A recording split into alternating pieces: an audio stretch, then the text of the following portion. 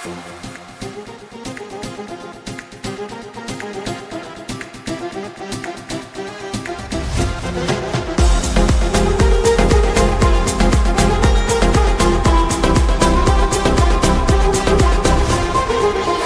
kız çoktandır kesmişsən məndən nəzər, əsrətimdən yanıram, yoxdur bu xəbər.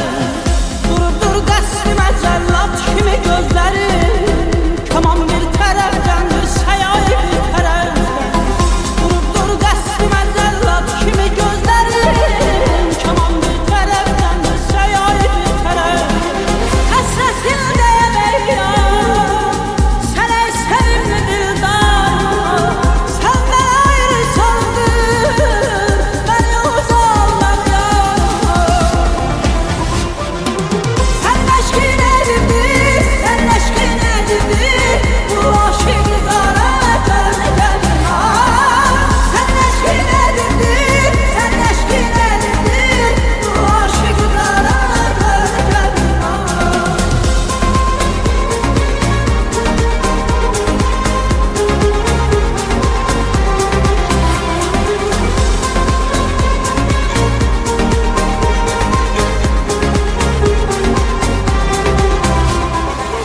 Həsrətini yandıracaqdır pərvanələr, qoyma günah yaxınına biganələr.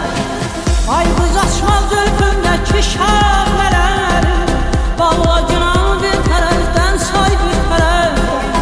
Ay qız açma zülfündəki şaxələr, bağla günah bir tərəfdən, say bir tərəfdən. Həsrətin deyəməyəm, sənə sevimli dildan.